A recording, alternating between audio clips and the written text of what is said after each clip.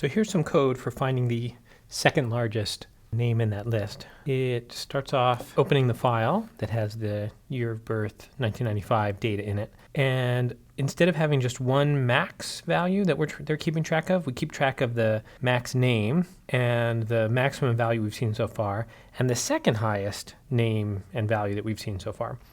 Initialized to 0 because all the values in this file are greater than 0. Actually 5 or greater. And then we loop through the lines of the file. For each line we pull out the name, sex, and count using rsplit and make sure that that count is not a string anymore but an integer. And we check to make sure the sex is female because that's the way we were doing it for this question.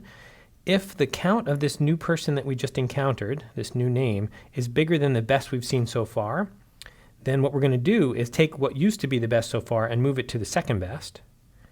What used to be the best is now going to get filled in with the current individual.